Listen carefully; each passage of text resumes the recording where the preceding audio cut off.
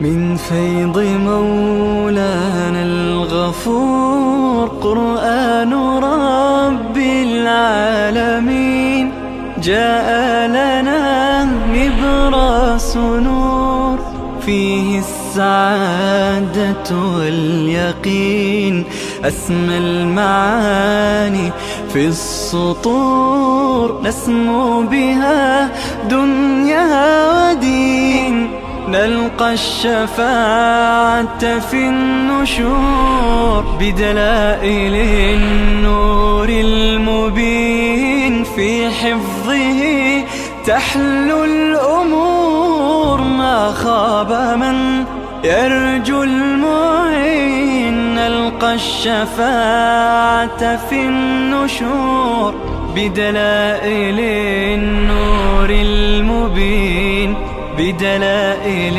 النور المبين.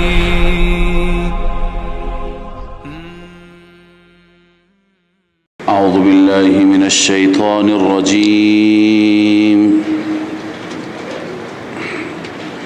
بسم الله الرحمن الرحيم. لكن الراسخون، اما بشارت برای مؤمنین اهل کتاب، برای مؤمنین اهل کتاب الله می فرماید لكن الراسخون في العلم منهم، اما کسانی که راسخون هستند در علم از آنان، کسانی که بر مسیر، خیلی ها هستند همین اهل کتاب، علماء اهل کتاب وقتی که بر مسیر حق بودند، که اینها کم هستند همیشه، وقتی که بر مسیر حق بودند الله عزوجل حرمت خاصی برای اونها قائل هست. اینها اون شرافتشون را، اون پیغمبرزادگیشون را الله تعالی در نظر دارد. یؤتکم کفلین من رحمته، دو برابر. کسانی که واقعا شرافت را داشته باشند و در کنار اون شرافت ایمان هم داشته باشند، اینجا وقتی که می آیند بر مسیر دین، بر مسیر محمد رسول الله کتمان نکنند، بر توحید باشند، بر حق باشند، الله عزوجل اعزازی اینها را می کند که اون اعزاز بقیه عامه مؤمنین ندارند. یؤتکم کفلین من رحمته، دو برابر خداوند اجر بهشون میده، چون که اینها به کتابهای گذشته هم ایمان دارند، به این کتاب هم. لذا الله می فرماید لكن الراسخون في العلم منهم، علماء راسخین مثل عبدالله ابن سلام ابن سوریا، نجاشی، رهبان و احباری که اطراف نجاشی بودند. والمؤمنون یؤمنون بما انزل الیک، و همچنان مؤمنین واقعی آنان ایمان می آورند. یؤمنون وصف اولشان، یؤمنون بما انزل الیک، آنان ایمان می آورند به قرآنی که بر شما نازل شده. وصف دوم و ما انزل من قبلک، و همچنین آنان ایمان می آورند به کتابهای گذشته، به تورات و انجیل گذشته. سوم والمقیمین الصلاة، نماز را برپا دارند، برپا می دارند، نماز که در وجود اونها تواضع و خشوع پیدا می کند. وصف چهارم والمؤتون الزکات، زکات را ادا می کنند. زکات را وقتی که انسان ادا بکند حب مال از می رود. حب مال که از دل بره انسان دین فروشی نمی کند. مال را انسان دوست دارد دین فروشی می کند. اینها چیکار می کنند؟ به خاطر اینکه حب مال از اونها بره. والمؤتون الزکات، زکات را پرداخت می کنند. وصف پنجم والمؤمنون بالله والیوم الاخر، ایمان دارند، هم به مبدأ ایمان دارند، هم به معاد ایمان دارند. والمؤمنون بالله، ایمان به خدا یعنی ایمان به توحید، ایمان به مبدأ. والیوم الاخر، ایمان به معاد. مگه بقیه علماء سو نداشتند؟ نخیر، نداشتند. اونها ایمان به توحید نداشتند. میگفتند که قالت الیهود عزیر ابن الله، شریک برای خدا قائل بودند. و ایمان به معاد هم نداشتن، به قیامت هم نداشتن، چون که ایمانی که داشتن به درد نمیخورد. میگفتن لن يدخل الجنة الا من كان هودا، یک ایمان خاص با یک دیدگاه خاص. و میگفتن که لن تمسنا النار الا ایاما معدوده. این ایمان به چه درد میخورد؟ ایمانی که خودت را بیمه میکنی، ایمانی که خودت را نجات یافته میدانی. یعنی اصل فلسفه ایمان به آخرت اینه که ما در دنیا خوب باشیم، اصلاح بشیم، تا که از اونجا بیم داشته باشیم. اونا بیمی نداشتن، میگفتن 40 روز فقط ما را در آتش میسوزند، اونجا جای ماست. لذا الله میفرماید این مؤمنان نه، اینها اونطوری که حق ایمان به خداست ایمان دارند و حق ایمان به رسول الله. الله میفرماید اولئک سنؤتیهم اجرا عظیما، این افراد ما حتما میدهیم به آنان. سین برای چیه؟ برای تأکید نه تقریب. حتما ما به اینها میدهیم اجرا عظیما، پاداشی بس بزرگ در بهشت، پاداشی بسیار بزرگ در جنت بهشون عطا میکنیم. انا اوحینا الیک کما اوحینا، اینجا جواب حقیقی اون سوال است. تا به حال جوابهای الزامی بودن. سوال چی بود؟ چرا قرآن یک بار نازل نشد مثل تورات؟ چرا قرآن مجید در چندین مرحله در ظرف 23 سال نازل شد؟ الله تعالی اول جواب الزامی داد. مگر شما به تورات ایمان آوردید؟ مگر شما نبودید که گفتی ارنا الله جهرتن؟ مگر شما نبودید که ایمان نیاوردید کوه تور را ما بر سر شما بالا آوردیم؟ مگر شما نبودید فلان خباثت و فلان بدبختی را انجام دادید؟ این جواب الزامی بود. اکنون جواب حقیقی. الله عزوجل می فرماید ما قرآن را و وحی را بر محمد رسول الله صلی الله علیه و سلم طبق بقیه کتاب ها نازل کردیم. همه کتاب ها را که ما بر انبیا فرو فرستادیم بغیر از تورات، بغیر از تورات، آنچه که به نوح وحی کردیم، آنچه که به ابراهیم وحی کردیم، به اسماعیل، به اسحاق، به عیسی، انجیل عیسی، همه تدریجی بود. همه چی بود؟ تدریجی بود، یک باره وحی نشدند. فقط کتاب موسی بنابر بعضی دلائل چی؟ یک باره نازل شد. بعد از اون کل وحی که بر موسی آمد مگه تورات بود؟ نه خیر، بر موسی علیه السلام بغیر از آنچه که در تورات است هم وحی آمد، دستور صادر شد. اونها هم یک باره نبودند. چی بودند؟ تدریجی بودند، کم کم بودند، بر اساس شرایط بود، بر اساس احوال روز بود. لذا الله عزوجل می فرماید که وحی که ما کردیم وحی برای همه انبیا به مثل وحی شما بود، کیفیت یکیه. این پاسخ حقیقی. الله می فرماید اینجا علامه قرطبی میگه هذا متصل بقوله يسألك اهل الكتاب ان تنزل عليهم كتابا من السماء، که خداوند اونجا ذکر کرد که يسألك اهل الكتاب، اهل کتاب از شما رسول الله میخواند که شما کتابی مثل کتاب اونها نازل کنید. الله تعالی می فرماید که اعلم تعالی الیه امر محمد که امر من تقدمه من الانبیاء. اینجا خداوند مشخص کرد، معلوم کرد که امر محمد با امر انبیاء گذشته هیچ فرقی و تفاوتی ندارد، هیچ فرقی و تفاوتی ندارد. قرطبی. باز علامه رازی، امام رازی میگه فالله اجاب عن هذه الشبهه، خداوند از این شبهه و سؤالشون اینگونه پاسخ داد در انا اوحینا بان هؤلاء الانبیاء الاثنی عشر، این 12 تا انبیا كلهم كانوا انبیاء و رسول، همه اینها چی بودند؟ پیغمبر بودند، رسول بودند. ما ان واحد منهم، با وجودی که یکی از اونها ما اوتیک بکتاب مثل التورات دفعتا واحدتا، هیچ یک از اینها کتابشون مثل تورات دفعتا واحدتا داده نشد. شما میگید چرا مثل تورات موسی نیست قرآن؟ خب وحی بر همه انبیاء اینطور بود مثل محمد، یا اینکه وحی بر محمد مثل آنان.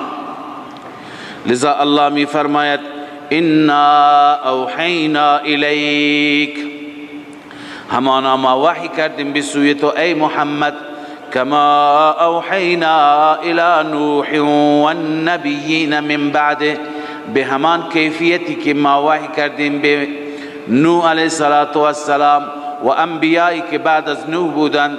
و اوحینا الی ابراهیم والنبیین من بعده عموم هستند، و اوحینا الی ابراهیم بنویسید تخصیص بعد از تعمیم، بالخصوص از اون انبیاء بعضی را نام میگیرند، بعضی که برای یهود اینها مهمند.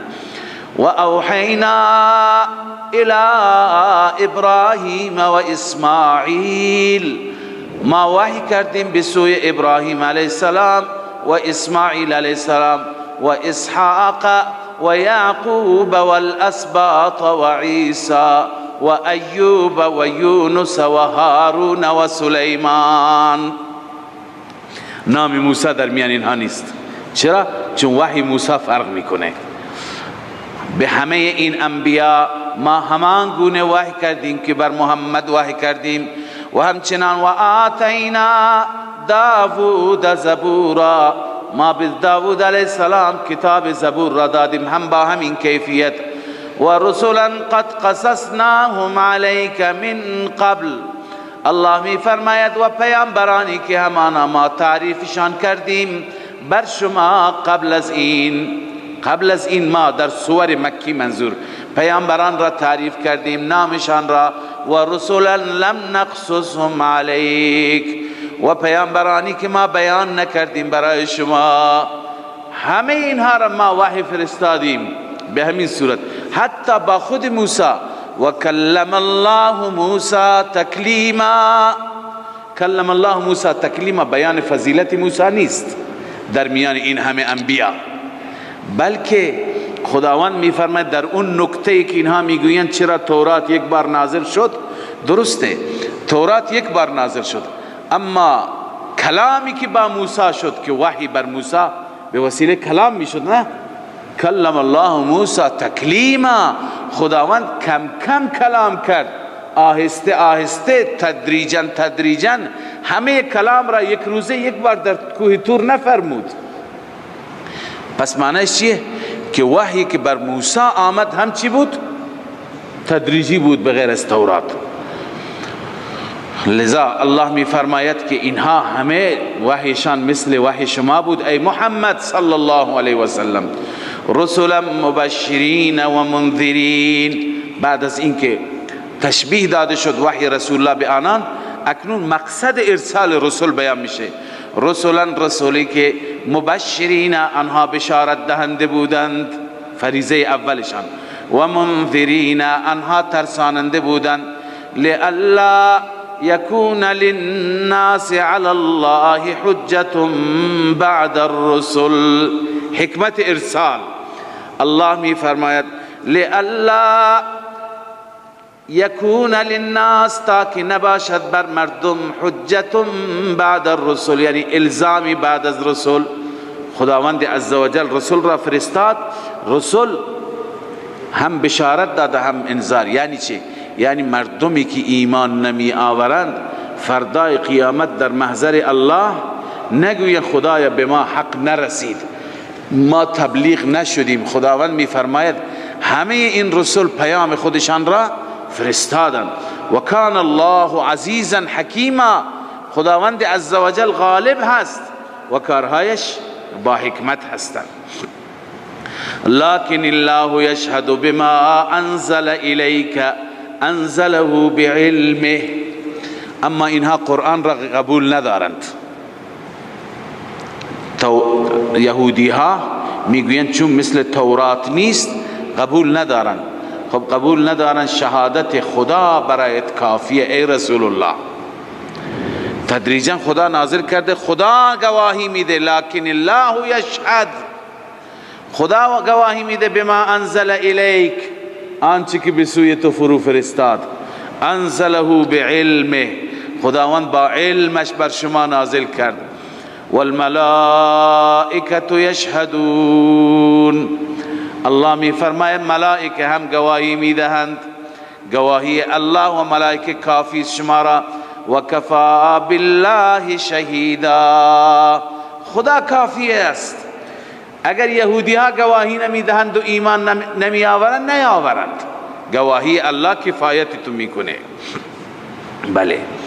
ان الذين كفروا وصدوا عن سبيل الله، اکنون تخویف برای اینهایی که ایمان نمی آورند، با وجود این همه دلائل، با وجود این همه شفافیت، الله می فرماید بدون شک کسانی که کفر کردند، ان الذين كفروا، کسانی که کفر کردند، وصدوا عن سبیل الله، کفروا ضلال هست، صد عن سبیل الله اضلال هست.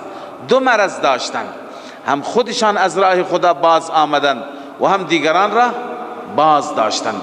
الله می فرماید ان الذين كفروا وصدوا عن سبیل الله، بدون شک کسانی که کفر کردند و باز داشتند از راه الله، قد ضلوا ضلالا بعیدا، این انسان ها گمراه شدند، گمراهی که بعیدن الحق است. ان الذين كفروا وظلموا لم يكن الله، الله می فرماید بدون شک کسانی که کفر کردند و ظلموا اضلال کردند، لم يكن الله ليغفر لهم، خداوند اونها را نمی بخشاید، نیست خدا ببخشه، اصلا خدا در صدد بخشششون نیست. ولا لیهدیهم طریقا، الله آنها را به طریق، به راه راهنمایی نمی کند، البته به یک راهی راهنماییش می کند، الا طریق جهنم، مگر راه جهنم را بهشون نشان میده. خالدین فیها ابدا، همیشه در آن جهنم ماندگار هستند به طور ابد.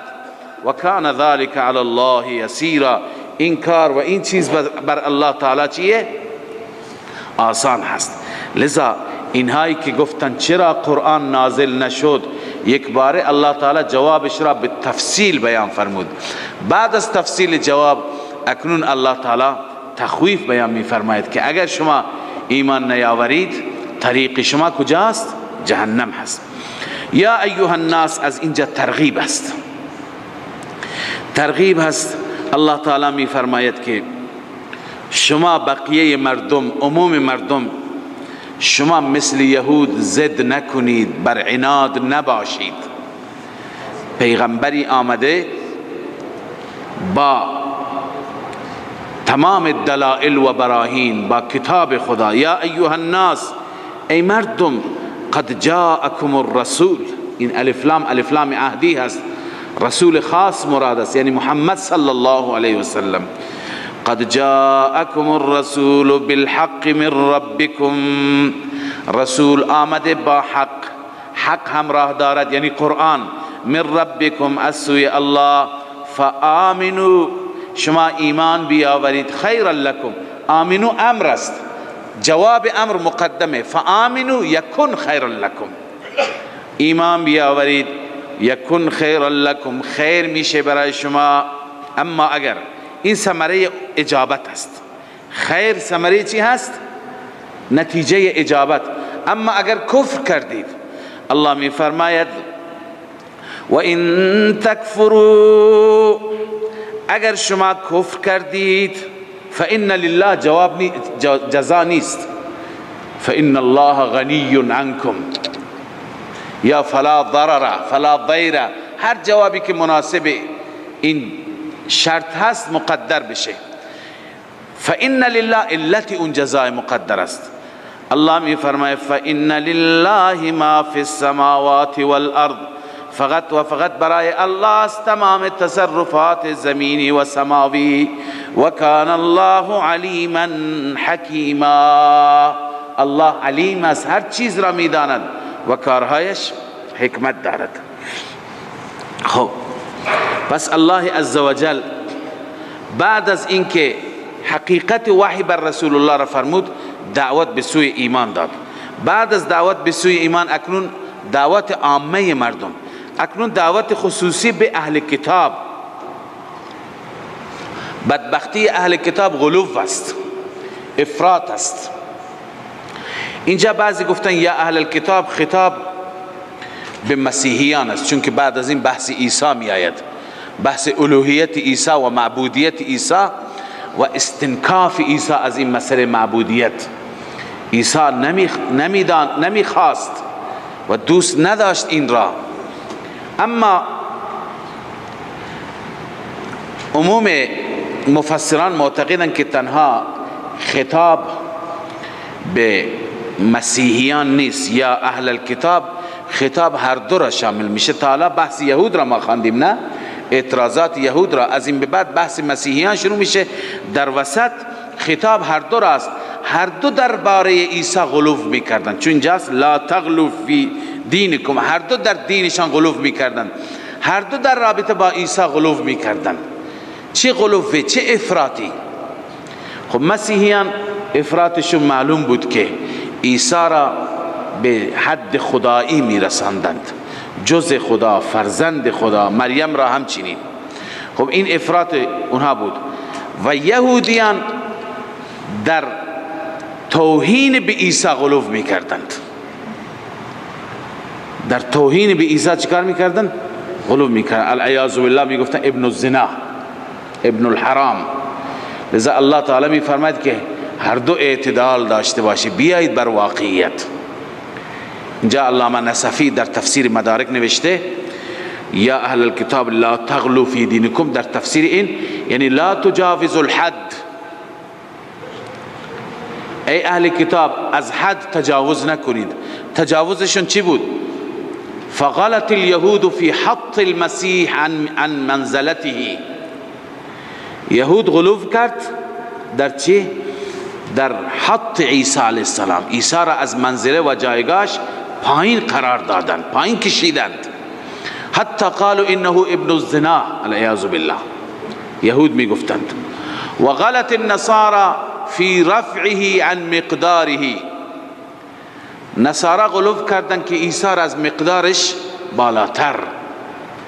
حتی جعلوه ابن الله، ابن الله قرار دادند. تفسیر مدارک. پس لا تغلو فی دینکم از این تفسیر امام نصفی رحمه الله و از تفاسیر دیگر شاه ولی الله هم همین را نوشته. ببخشید شاه ولی الله برای خطاب نوشتن مسیحیان است، ولی بقیه مفسرین نوشتند که خطاب یهود و نصارا است. معلوم میشه که خطاب همه راست.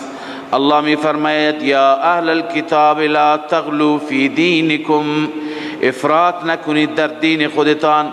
ولا تقولوا علی الله الا الحق، نگویید بر خداوند مگر حق را، آنچه که حق است.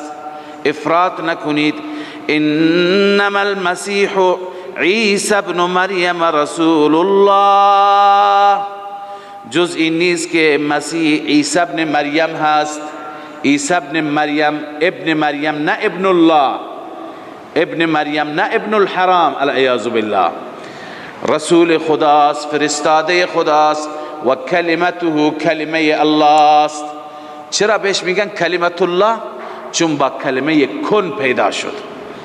با کلمه چی؟ کن پیدا شد. القاها الى مریم و روح من. الله تعالی می فرماید القاها، القا کرد الله اون کلمه را به سوی مریم، و روح من، و روحی از جانب خودش. روح را الله تعالی به او داد. روح همه انسان ها از جانب الله است. یسألونک عن الروح قل الروح من امر ربی. درباره روح انشاءالله بحث خواهیم کرد در قرآن مجید. لذا روحی هست از جانب الله. الله روح را دمید در مریم. فآمنوا بالله و رسله.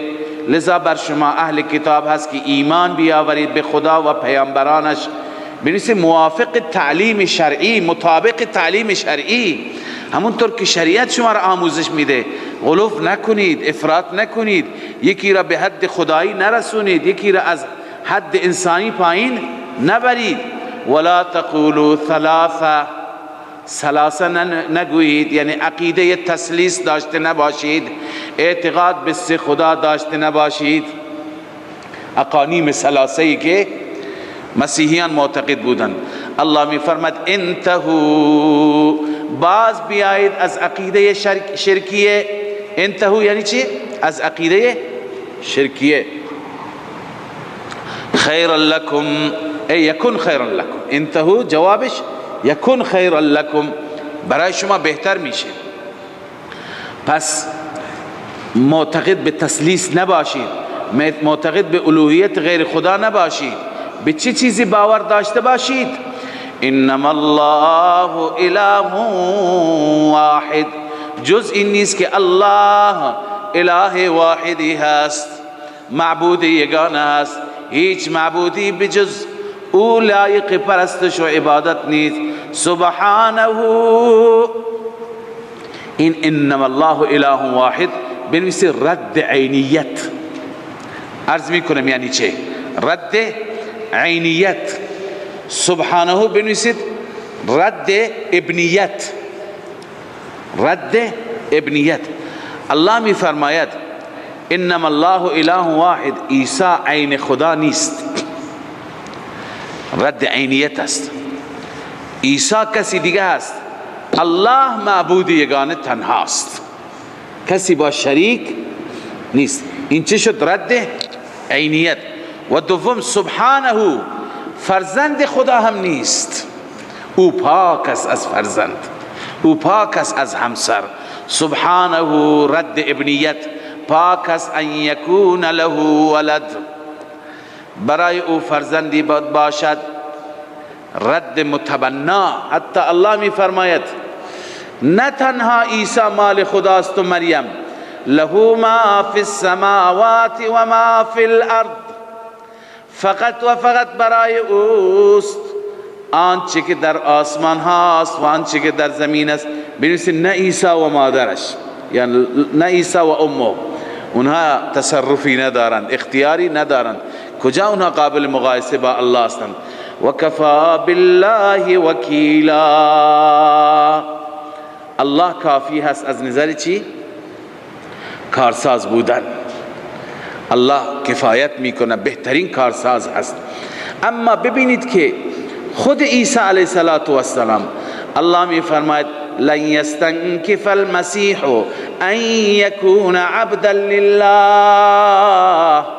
عیسی علیه السلام استنکاف نمی کند، یعنی عیسی برای خود عار نمی داند، برای خود عیب نمی داند، عار نمی داند، استنکاف نمی کند از اینکه ان یکون عبدا لله، این که بنده خدا باشد، این که بنده خدا باشد. عیسی این را عار نمی داند، این را برای خود بد نمی داند، افتخار می کند به عبدیتش. ولا الملائکة المقربون، و همچنان ملائکه مقربون از عبدیت و بندگی برای خدا اونها استنکاف ندارند، عار ندارند.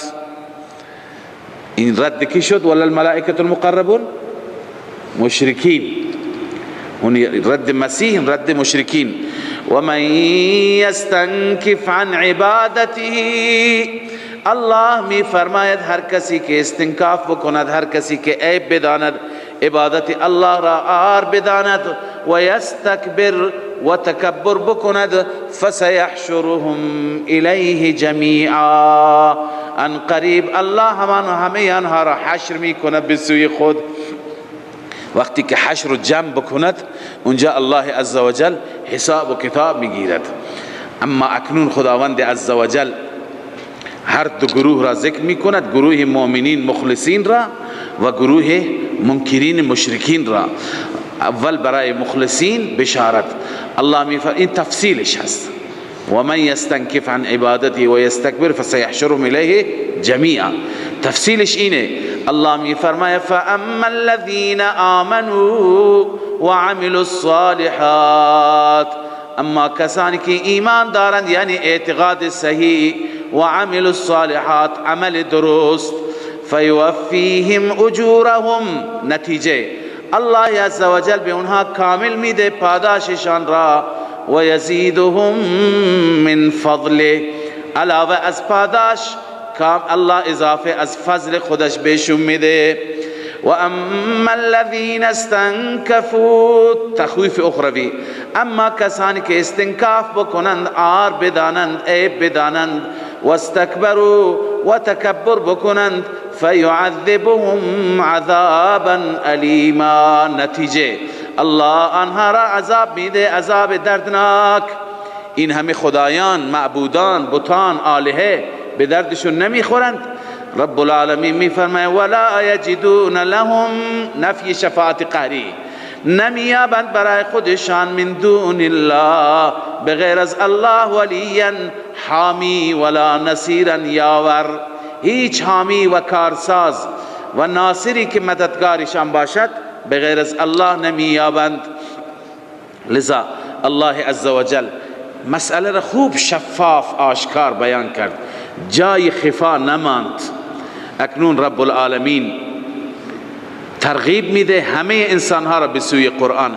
اگر میخواهید مسیر صحیح را، اگر میخواهید راه حق و اعتدال را بیابید، بیایید به سوی قرآن. الله میفرماید یا ایها الناس، بنویسید ترغیب مع بشارت، ای مردم، قد جاءکم برهان، همانا آمده برهانی از جانب رب، حجتی از جانب رب. قرآن حجت واقعا. اگر با وجود قرآن کسی اعتقادش صحیح نباشه او هیچ عذری عند الله ندارد. قد جاءکم برهان من ربکم، حجتی از جانب پروردگارتان آمده. و انزلنا الیکم نورا مبینا، این تفسیر برهان است. الله می فرماید ما فرو فرستادیم بسوی شما نورا مبینا، نور آشکار، یعنی قرآن نور آشکار هست سراپا. قد جاءکم من الله نور و کتاب مبین. فاما الذین آمنوا بالله، اما کسانی که ایمان به خدا داشته باشند، واعتصموا به، به این چنگ بزنند، به قرآن چنگ بزنند. واعتصموا بحبل الله، بعضی گفتند بهی بدین الله، خود دین خدا همون قرآن است. فسیدخلهم فی رحمت منه و فضل، حتما داخل میگرداند آنها را الله فی رحمت، در رحمت یعنی در بهشت جنت، و منه رحمتی که از جانب الله باشد، و فضل و فضلی. ببینید ایمان که شما بیاورید به فضل الله نائل میشید. فضل را نوشتند، رحمت که بهشته، فضل علاوه از بهشت به دیدار الهی چی میشوند؟ خوش نصیب میشن، بهره‌مند میشوند. و همچنین اشاره هست به همون حدیث که هرچی ایمان بیاوریم، هرچی بکنیم، تا زمانی که فضل الله شامل حال ما نشه به جایی نمیرسیم. و یهدیهم الیه صراطا مستقیما، این ثمره ثبات علی الهدایت است. الله هدایت می فرماید، راهنمایی می فرماید آنها را به سوی خودش، یعنی صراط مستقیم. از نظر اینکه این راه مستقیم است. یستفتونک قل الله یفتیکم، آخر سوره هست و عرض کردم بخش اعظم این سوره از ابتدای سوره که شروع می شد امور انتظامیه بودند، مسائلی که مربوط به رعیت بودند و مسائل و احکامی که مربوط به راعی و سلطان و حاکم بودند. الله تعالی همه مسائل را شفاف بیان فرمود، اما فقط مسئله کلاله، میراث خدمت شما عرض کردیم که مسئله کلاله ناقص است. مسئله کلاله اونجا به صورت ناقص بیان شد، دو صورتش بیان شد، گفتیم 4 صورته، 2 صورت دیگه اینجا بیان میشه. اونجا خواندیم که اگر کسی فوت میکند و یک برادر به جا میگذارد یا یک خواهر. اما این برادر و خواهر مادری هست. برادر و خواهر چیه؟ فقط از طرف مادر برادرش هست. این یک صورت، یا دو تا برادر و خواهر میگذارد یا بیشتر از دو تا. این دو صورت. خب اونجا خواندیم که چه سهمی به اونها میرسد. اما اونجا هم گفتیم که بر اساس حتی بعضی از قرائت ها و بر اساس گفته حضرت ابوبکر صدیق رضی الله تعالی عنه، اون آیه درباره کلاله هست که فقط برادر مادری هست یا خواهر مادری هست. این برادر و خواهری که اینجا میخوانیم برادر و خواهر پدری و مادری هست یا تنها پدری هست. اینا هر دو حکمشون یکی هست. اون برادری که از پدر و مادر باشد یا برادری که تنها از چی باشد؟ از پدر باشد. الله می فرماید یستفتونک قل الله یفتیکم فی الکلاله. از شما استفتا میکنن درباره کلاله. بگو الله به شما جواب میده، پاسخ میده، فتوا میده درباره کلاله. مراد از این کلاله کدوم کلاله هست؟ والمراد بالاخت، اون جلوتر میاد. ان امرؤ هلک، اگر انسانی فوت کرد، هلک ای مات، لیس له ولد، فرزند نداره. تعریف کلاله همین بود، اصول و فروع نداره. وله اخت، برای اون یک خواهری بود، برای اون یک خواهر. این خواهر عینی یا علی، یعنی از پدر و مادر یا تنها از پدر. خب مراد از این خواهر چیه؟ المراد بالاخت الاخت من الابوین. عبارت علامه آلوسی هست در روح المانی. مراد از خواهر، خواهری هست که از پدر و مادر است. والاب، یا خواهری است که فقط از پدر است. لأن الاخت من الام، زیرا که اون خواهری که فقط از مادر باشد فرضها السدس، سهم او چی هست؟ یک ششم از قد مر بیانه فی صدر سوره الکریمه، در ابتدا این سوره کریمه گذشت، روح المانی. پس این برادر و این خواهری که به جا مانده چیه؟ عرض کنم که عینی هست یا علی هست. این را خدمت شما عرض کنم که اینها مثل فرزند میمانند. مثل چی میمانند؟ فرزند.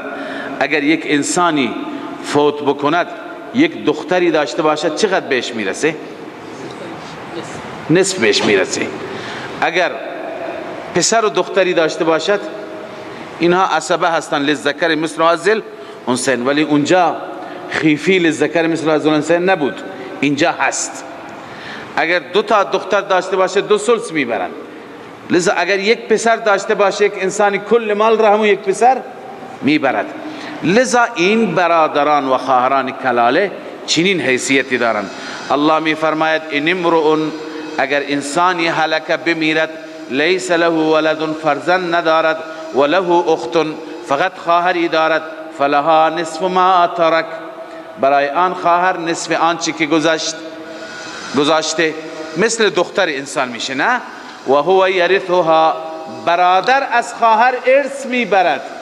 چقدر؟ کل مال را. برادر کلاله. و هو یرثها، برادر از اون خواهر ارث میبرد. ان لم یکن لها ولد، اگر برای او ولد نباشد، نه اصول باشد نه فروع، کل به برادر میرسد. همونطوری که یک فرزند اگر باشد، تک فرزند باشد، کل مال به کی میرسه؟ به تک فرزند.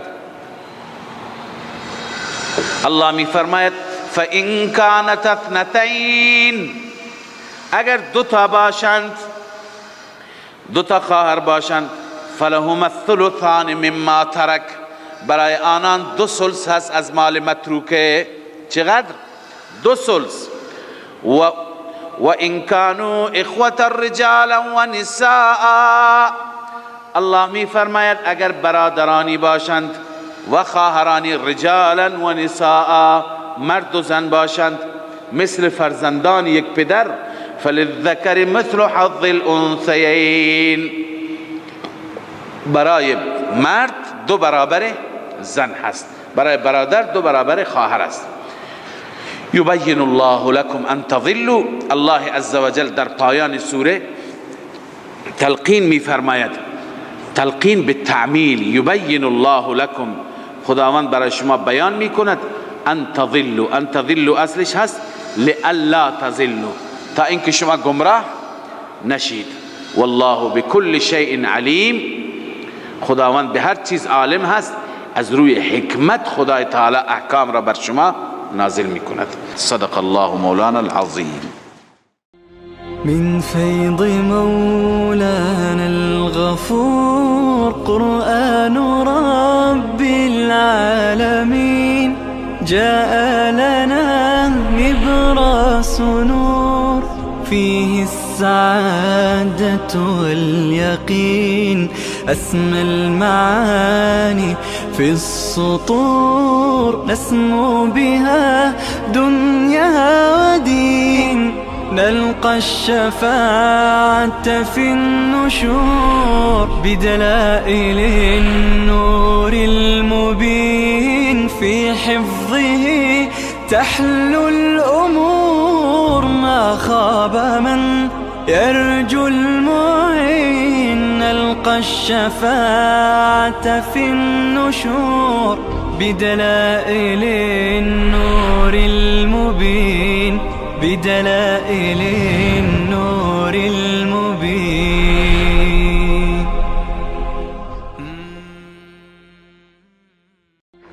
من فيض مولانا الغفور قرآن رب العالمين جاء لنا نبراس نور فيه السعادة واليقين